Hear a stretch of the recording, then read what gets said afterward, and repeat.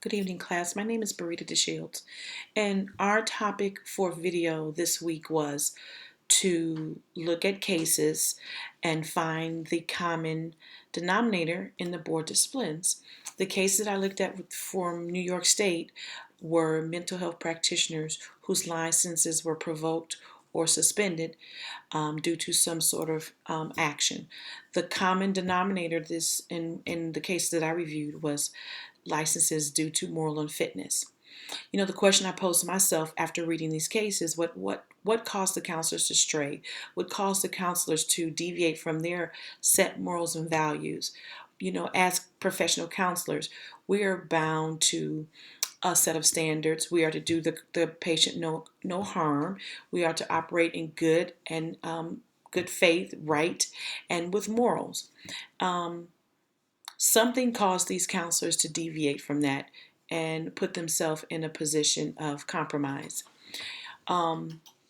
This concerned me, and it made me wonder what could have prevented this. The other question that came into play this week was, what did impairment mean to a counselor, and what could cause, or what could we do with self-care that could result in impairment or could ensure we don't become impaired. Self-care represents itself in many different ways. How are we spiritually? How are we emotionally? How are we physically? How are we intellectually?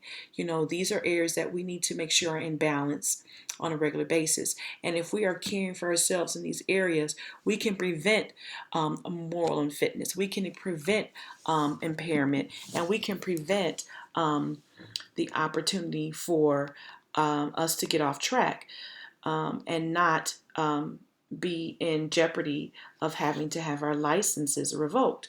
One of the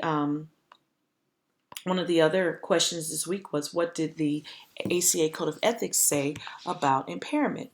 And in section F5B, impairment states students and supervisors monitor themselves for signs of impairment from their own physical, mental, or emotional problems and refrain from offering or providing professional services when such impairment is likely to harm a client or others.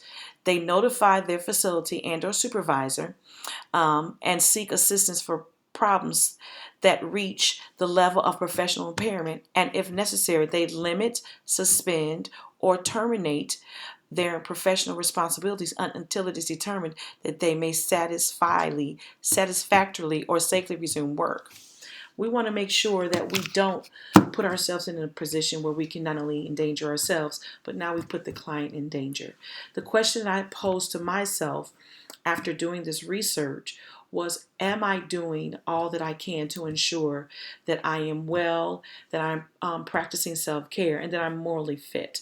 I want to make sure that I am taking care of myself. I am maintaining a proper diet, that I am getting proper rest, that I am taking care of my soul by meditating or reading scripture, and that I am separating myself from emotional entanglements that could potentially cause me to go astray.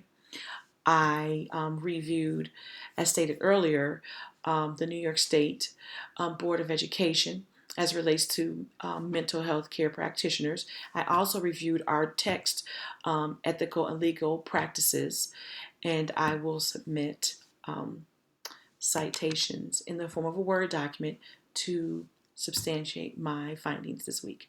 Thank you very much.